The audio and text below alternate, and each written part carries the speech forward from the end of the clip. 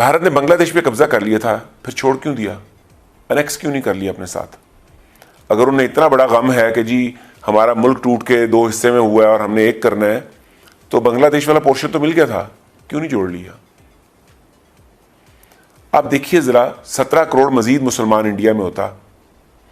अभी जो इंडिया का मुसलमान है उसकी तादाद तकरीबन 28 करोड़ के। सब क्यों डराते पे ने, चाह रहे ने, की चाह रहे ने, की सोच रहे ने, ट्वीट कर रहे हैं और कह रहे हैं जनाब हिंदुस्तान जो है वो कश्मीर के ऊपर जो है दुनिया की तवज्जो हटाने के लिए पाकिस्तान के ऊपर जो है वो हमला कर सकता है। और एक दफ़ा नहीं 2 दफ़ा उन्होंने ये बात की है, ट्वीट किया उन्होंने। ये मुमकिन है? देखें, मुमकिन है या नहीं इसकी बात हम 2 मिनट के लिए साइड पे रखें। ये ट्वीट जो है ना, ये मुनासिब नहीं। एक मुल्क का प्राइम मिनिस्टर इस ट्वीट से क्या बताना चाह रहा है कि वो डरा हुआ है? क्या मैसेज देना चाह रहा है कि दुनिया की 6ठी ताकतवर फौज के ऊपर बैठा हुआ जो कमांडर इन चीफ है वो भारत के हमले से खौफजदा है? या वो लोगों को क्या बताना चाह रहा है कि भाई तुम्हारी मईशत पहले से खराब है, अब इंडिया से जंग होने लगी और इसको खराब कर लेते हैं? क्या कह रहा है आपका प्राइम मिनिस्टर? मुझे ये समझ नहीं आ रही। बदर खान का तो जो है वो खान ही बता सकता है। प्राइम मिनिस्टर्स को ट्वीट बड़े सोच के करने होते हैं। इस वक्त एक ट्रंप साहब हैं जो बगैर कैलकुलेशन के ट्वीट मारते हैं, और एक हमारे खान साहब हैं। आपने कभी चाइनीज प्राइम मिनिस्टर के ट्वीट सुने इस तरह के? नेवर। ब्रिटिश प्राइम मिनिस्टर के कोई इस तरह के ट्वीट्स के फलां मुल्क हम पे हमला करने लगा है? लेकिन हमारे प्राइम मिनिस्टर को ट्वीट्स का शौक ही बड़ा है। वो हर जगह पे अपोजिशन वाले रोल में रहना चाहते हैं जिसमें दूसरे पे तनकीद कर सकें। यानी कि भारत के साथ भी कंटेनर पे खड़े हैं। वो भारत के साथ कंटेनर पे खड़े हैं। भारत की तरफ से मैं बिल्कुल नहीं समझता कि पाकिस्तान पे किसी किस्म की जंग मुसल्लत हो सकती है। वो क्या वजह? भारत अफोर्ड नहीं कर सकता ना। हमारे साथ जो भी जंग होगी वो न्यूक्लियर वॉर में तब्दील हो जाएगी। कन्वेंशनल वॉर तो होनी नहीं है।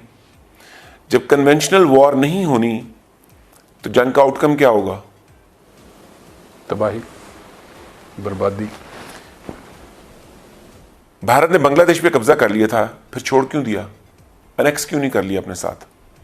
अगर उन्हें इतना बड़ा गम है कि जी हमारा मुल्क टूट के 2 हिस्से में हुआ है और हमने एक करना है, तो बांग्लादेश वाला पोर्शन तो मिल गया था, क्यों नहीं जोड़ लिया? आप देखिए जरा, 17 करोड़ मजीद मुसलमान इंडिया में होता। अभी जो इंडिया का मुसलमान है उसकी तादाद तकरीबन 28 करोड़ के करीब है, 27-28 के करीब। और उसमें आप डालें 17 करोड़ मजीद ऐड हो जाता तो क्या हो जाती फिगर?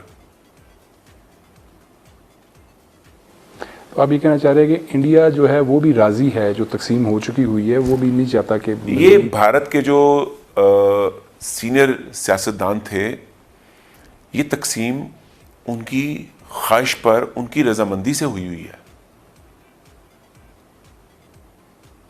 ये हमें भी सूट करती थी, उन्हें भी सूट करती थी। और अंग्रेज जाते जाते कश्मीर का इशू अनरिजॉल्व इसीलिए छोड़ के गए थे कि इसको लेके ये आपस में लड़ते रहे। और वो हम पूरा उसके ऊपर जो वो हम उनकी प्लानिंग के ऊपर पूरा उतर रहे हैं। 72 साल से हम उसको पूरा लेके चल रहे हैं। अब जो मतलब सिचुएशन बन गई है, वहाँ से ये इतलात आ रही हैं कि लद्दाख के बॉर्डर पे जो है वो चाइना के साथ भी जो है वो रिफ्ट जो है वो बढ़ रही है और वहाँ पे भी झड़पें हो रही हैं। कोई ऐसी इतला नहीं मिली कि किसी हलाकत हुई हो या कोई, लेकिन वो क्या मसला बना हुआ है। और वो यानी कि पहले तो हम थे ना, हम हर एक के साथ जो है वो हमारा था कि हिंदुस्तान के साथ भी, ईरान के साथ भी, अफगानिस्तान के साथ भी। अब हिंदुस्तान भी जो है वो चाइना के साथ भी है, तो उधर नेपाल के साथ भी जो है वो मसला बना हुआ है, इधर हमारे साथ भी बना हुआ है। ये क्या हो रहा है? देखिए, पाकिस्तान के साथ जो मोदी साहब अग्रेसिव बयान देते रहते हैं ना, he does not really mean it. आपको याद है जब अभिनंदन का जहाज यहाँ गिरा था तो यहाँ ऐसा पैनिक क्रिएट हुआ था कि पूरी फुल फ्लेज वॉर होने जा रही है। यहाँ बड़े लंबे लंबे इजलास हो रहे थे। और तो मैंने प्रोग्राम में भी बैठ के कहा था और आपके साथ अकेले में भी कहा था, ये जंग नहीं हो सकती, आगाज ही नहीं हो सकता इसका। बिल्कुल कहा था। उस वक्त बड़े दिफाई तज्जियाकार बैठ के तज्जिया कर रहे थे कि ये जंग होगी तो ये इधर से ये होगा और उधर से वो होगा। ये जंग नहीं हो सकती। और उस भारत के मोदी साहब जो हैं, उन्हें इंडियन अवाम जो उनके सपोर्टर हैं, उनकी सपोर्ट लेने के लिए पाकिस्तान के बारे में नेगेटिव बोलना होता है। ये उनकी पॉलिटिकल मजबूरी है। हमारे यहां anti Pakistan, anti India vote नहीं मिलता। जब एंटी इंडिया वोट नहीं मिलता तो हमारे लीडर्स नॉर्मली इंडिया के खिलाफ बोलने से गुरेज ही करते हैं। को बड़ा एपिसोड हो जाए तो एक आध जुमला बोल देते हैं। अब देखें, इंडिया ने कश्मीर का स्टेटस चेंज किया, उसमें भी हमारे यहां कोई ज्यादा शोर नहीं मचाया गया। अब सिचुएशन यह है कि पाकिस्तान के साथ जो भी जंग होगी वो न्यूक्लियर वॉर पे कन्वर्ट हो जाएगी, लेकिन चाइना के साथ जो जंग होगी वो न्यूक्लियर वॉर नहीं होगी। वो बड़ी देर तक कन्वेंशनल वॉर रह सकती है, क्योंकि चाइना और भारत बड़ी देर तक अपने कन्वेंशनल हथियारों से जंगें लड़ सकते हैं। हमारे पास कन्वेंशनल हथियार ज़्यादा है नहीं, तो हमारा ज़्यादा रिलायंस जो है वो न्यूक्स पे होगा। तो हमारे साथ उनकी जंग का कोई इम्कान नहीं है, और चाइना के साथ भी उनकी जंग का कोई इम्कान नहीं है। अब बैठ के कैलकुलेट करते हैं ना फैक्टर्स। जी। जब तक किसी जंग में किसी एक मुल्क को फायदा होने का इम्कान नजर ना आ रहा हो, जंग नहीं हुआ करती। भारत चाइना की जंग में भारत को कोई फायदा नहीं होने लगा तो वो इस जंग में पहल नहीं करेगा। और चाइना उनको अपना माल बेचता है हर साल $60 अरब का। वो नहीं चाहेगा कि उस जंग के जरिए उसका $60 अरब सालाना मर जाए। और $60 अरब पाकिस्तान के पास आ जाएं तो हमारी तो पूरी लॉटरी निकला है। तो यानी कि ये इसी तरह जो हल्का फुल्का जो है वो ये बजट के दिनों का शुगल होगा, और बजट के दिनों का शुगल बाद में, हाँ इसमें स्ट्रेटेजीज भी इन्वॉल्व हैं। वो स्ट्रेटेजीज जहां तक भी जाएंगी वो जंग की नौबत तक नहीं लेके जाएंगी। ये उधर का भी बजट बढ़ेगा। यानी अगर भारत पाकिस्तान पे प्रेशर डाल के पाकिस्तान को अंडर प्रेशर ले आता है तो चाइना को ये सूट नहीं करेगा।